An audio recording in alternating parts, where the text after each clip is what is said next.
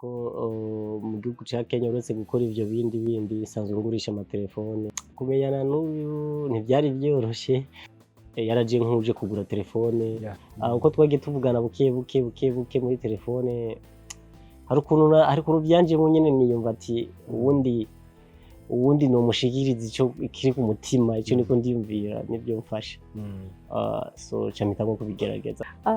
Actually, I went to purchase. Mu vy'ukuri nari ngiye kugura telefone mu bubiko yakoreramo. Then me, I argue a lot about Hanyuma turaharira cane, je ndakunda guharira ku bijanye n'ibiciro, niho twaciye duhana nimero. Icyambere cari c'imyaka, imyaka arambwira ati kwanza je ndakunda kuruta. Icya kabiri akambwira ati je sinobana nawe ufise ayo matatuwaje n'iki.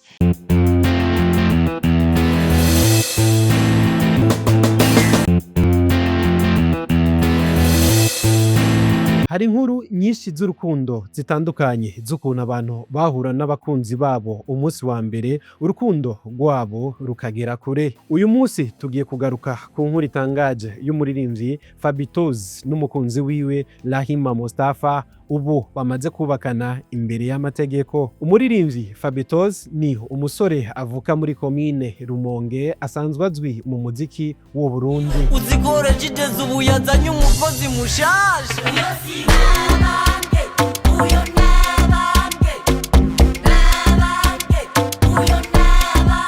Kuraza ari muri new generation irihiraza muri urya mwanya, ariko harageze igihe tukubura. Byari bimeze gute? Ni kubera ko nasanze hari ibindi bintu nkwiye kwitaho, kugira kazoza mu bundi buzima atari ubuzima buri muri music, ubuzima buri private. Yego. Indirimbo wasohoye muri kuri dancing, abandi barimvyi bagenzi bawe cyane umenga uri kurabavuga cyane, wari watewe n'iki kugira ngo wandike ziriya title? Ntabwo kwari kubadisinga, ahubwo kwari kuzana urukundo mu baririmbyi, kubera ko ubundi usanga abaririmbyi benshi b'abarundi dufise urwanko ruri chini kwa chini. So mu ndirimbo zanje kenshi nkunze kugira ikintu cyo kuba jokinga, nko kubacokoza, ariko atari bimwe by'urwara. Suguje ni profete itaturaba turabe hasi, abasida muracinyegeza, ubuzima buri mu gisagara. Akaza akora ka buri munsi niko kamufashije gushika mu gihugu ca Kenya. Ubu afise ibindi bikorwa akora kiretse umuziki. Ukijanye rero n'ubuzima busanzwe, wari usanzwe ukora iki mu gihugu c'u Burundi apare umuziki? Mu gihugu c'u Burundi rero isanzwe ndi mu IT. Kuva nkiri muto na focus cyane mu bintu bya IT, gukora telefone, muri atari gukora telefone, kuyugurura, guprograma, gukuramwo amaprograme, kuyashiramwo, ibintu nk'ivyo. Ako kazi akora niko kamufashije gushika mu gihugu ca Kenya. Kwiyumvira rero gushika muri Kenya twavyumviriye gute? Kwiyumvira gushika muri Kenya ni connection nakuye ku muntu. Hari umuntu yagiye gutembera kuri Bata ndiko ndakora, ndamukorera service yarayipfuza, hanyuma arakunda service namukoreye. Niwe yazanye idea, aravuga ati yamara ibintu ukora ngaha, ndavye n'uburyo ngene biguhemba, iyo abo bikorera mu gihugu iwacu byo guhemba cyane, kubera ko mu gihugu iwacu turakinya abantu nk'abo.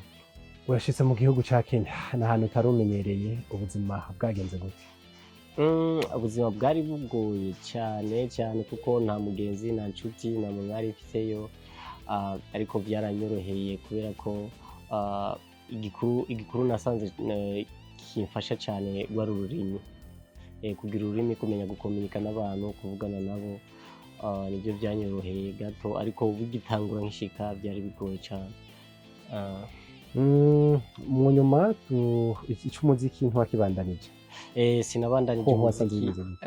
Byari bigoye kuko nari nimenyereye ubwanje nkanje nk'umusitare, nk'umuririmbyi, ariko mu gihugu ca Kenya byari bigoye kubera ko ntabwo badukurikirana cyane, kugira ngo bamenye ko ndi umuririmbyi biragoye.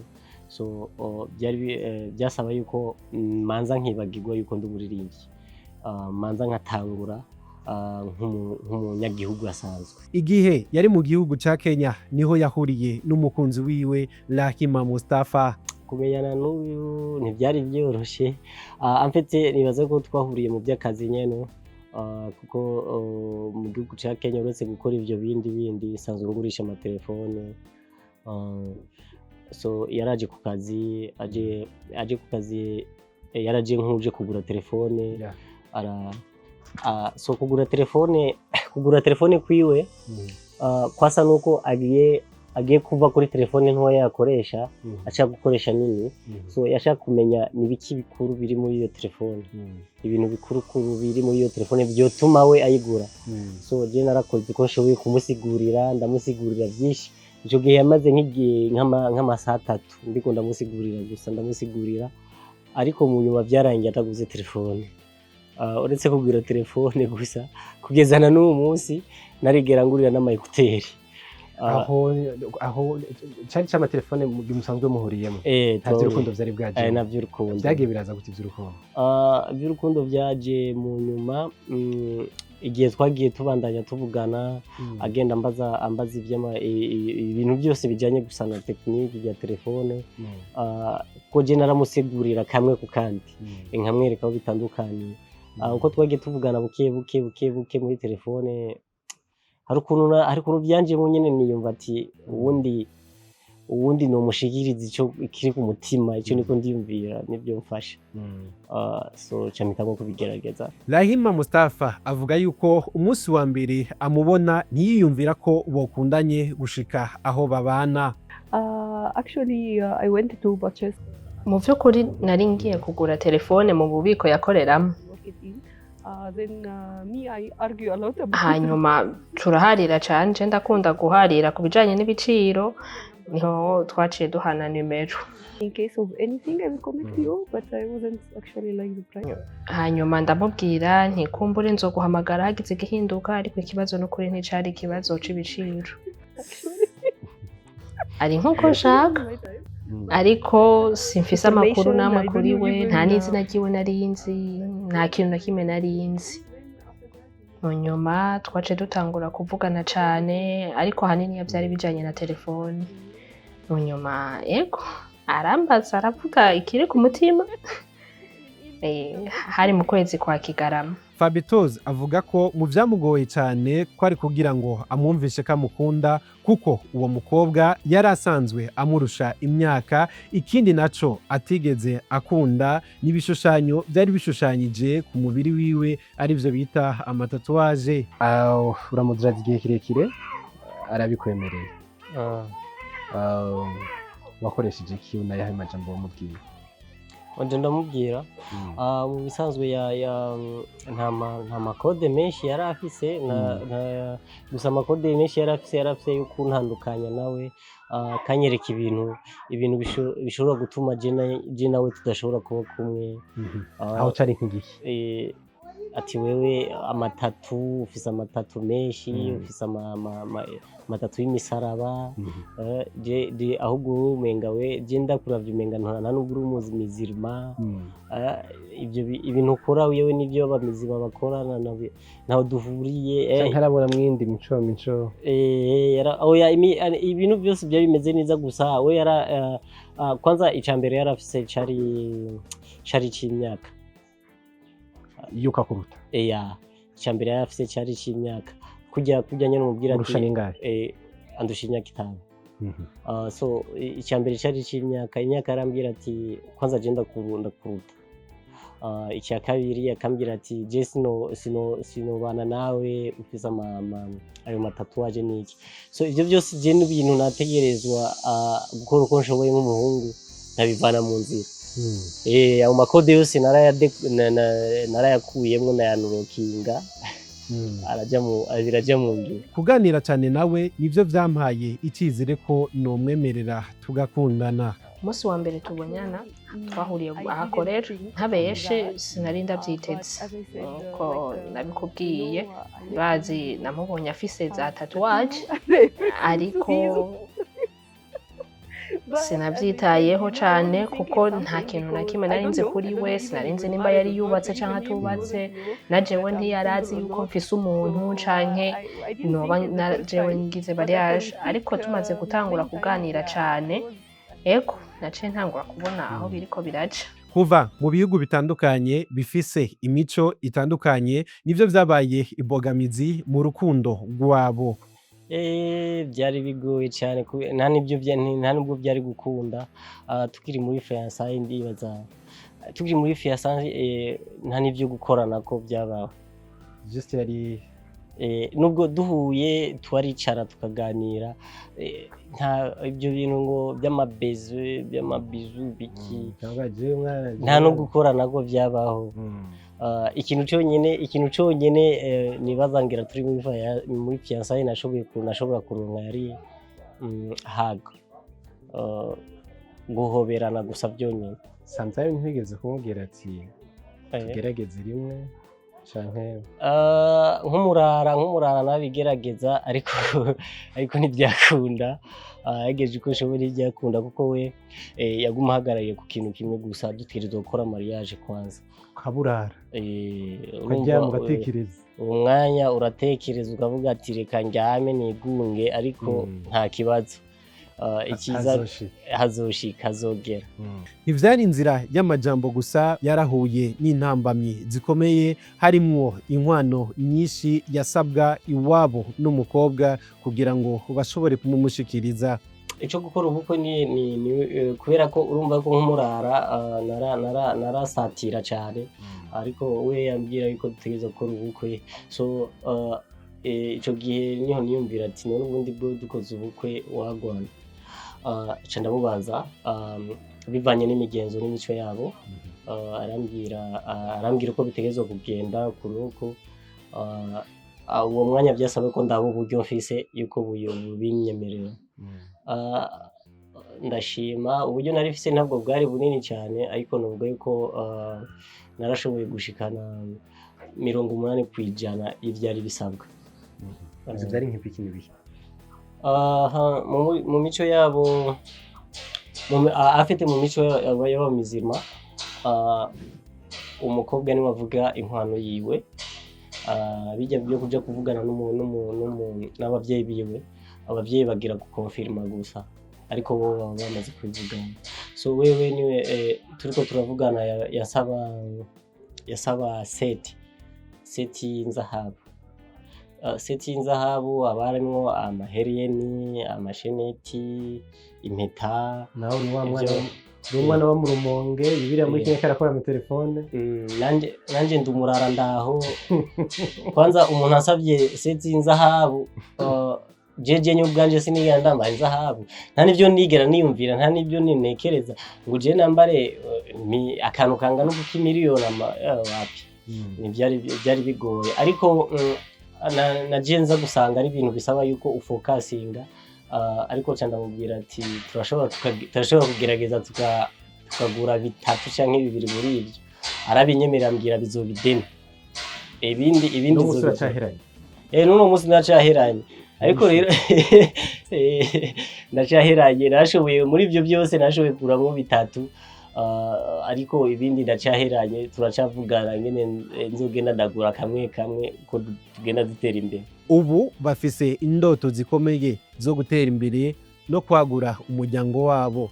Nkuko nababwiye ni umugambi w'Imana, ariko inshallah turizera ko bizoshika vuba inshallah. Nubwo ari umunyamahanga, yaratubwiye ko yakunze cyane igihugu cacu c'u Burundi. Nkuko nabivuze narahakunze cyane gose, sinari niteze ko haba hameze uko, ariko n'igihe tuja mu Rumonge narahakunze cyane. Yego, namubwiye yuko ndanipfuza yuko twoguma hano, ndahakunda n'ukuri gusumba ahandi hose.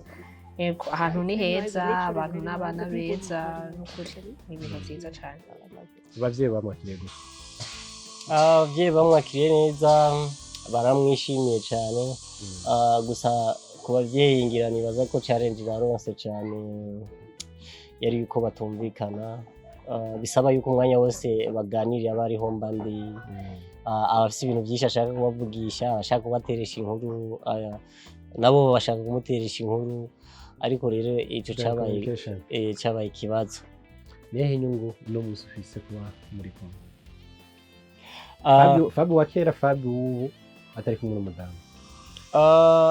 Inyungu ufise nuko kugeza uno mwanya ibitekerezo ufise, ibitekerezo vya kure byo gutunga, ibitekerezo byo kubaka business zikomeye, ibitekerezo byo gutegura ejo hazaza kuri famille tuzubaka, abana n'ibindi, bitandukanye n'ubwa mbere.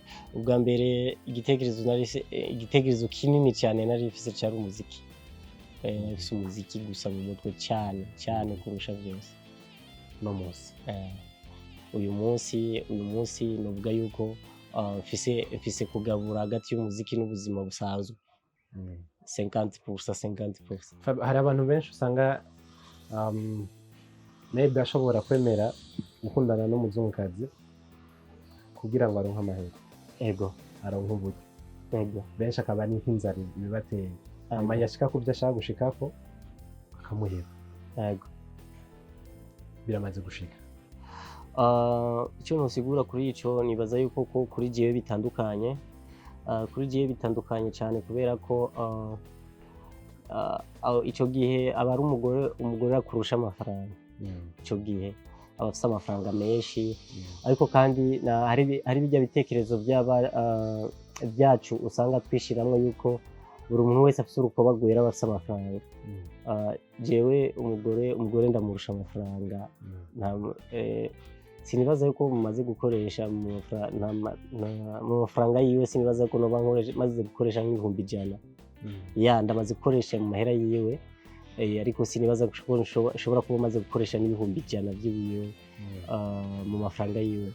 Ibihumbi 100 by'amarundi ntibishika mu mafaranga maze gukoresha yiwe, kubera ko amafaranga yiwe menshi n'aya mafaranga ahembwa usanga agura impuzu, akagura ubuntu bwiwe yikundira. Uretse n'ibyo umushahara ahembwa ni nk'igice c'umushahara je mpembwa, kandi ibyo biruko kuva duhuye je nawe. Umushahara ahembwa ni igice c'umushahara je mpembwa, ntawe duhuriye n'umushahara. So niyo mpamvu novuga ati hariho abantu bashobora gutekereza yuko muba muri kumwe n'umuntu kubera ushaka ikintu kiriya, ariko je ni kubw'urukundo gusa nta bindi. Mbega Rahim Mustafa abona gute umugabo wiwe? I remember the first date. Gahunda yacu ya mbere yarantumiye, niho nahinduye ivyiyumviro nkuko nababwire, vyari bitwenza. Ubwa mbere twari abagenzi gusa, tugakushwana gose. Mu nyuma ndavuga ati oya, ubu namushimiye naho dushwana. Mu nyuma arambwira ati tugende, nta na kimwe tuzobibona. Mu ntango ukungene yambwira ati ntuncire urubanza,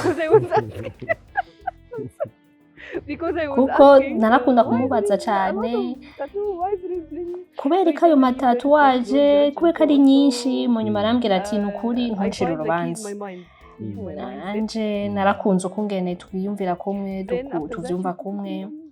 Hanyuma yaransabye ko twokubakana mu kwa Kigarama, hanyuma aranyandikira twokubakana. Nanje ndambwira ati yego. Icyo uteganya rero mu bijanye na music nibwo uri umugabo sinzi twayivuyemo cyane umunsi bandaye? Nibaza yuko ubu nanone music yanje igiye gukomera, kubera ko ubwa mbere nari nzi ko nzogira intambamyi, kubera ko ubu twubakanye n'umuntu ari mu mico y'ikimizirima cyane, akurikiza amategeko y'ikimizirima cyane. Nibaza yuko azombera intambamyi muri music yanjye, ariko buke tugeze tuganira, mu nyuma yarabikunze, agira n'ibyo barampereramwo. Bivanye n'ubwenge akoresha mu bintu byiwe byinshi, nibaza yuko numva umenga arashobora kumbera manager mwiza. Aha ni intahe y'urukundo rwa Fabby Tozzy na Rahim Mustafa igarukiye. iyi nkuru yabo itwigisha ko urukundo nyago rutaraba umuntu uko asa canke ahava. Reka ndabashimire mwe mwese muriko murakurikirana ikiganiro ca Open Mic, ngira ko ndanababaza ati mbega aho muherereye nta nkuru zitangaje z'urukundo zihari? Nimutwandikire muri commentaire.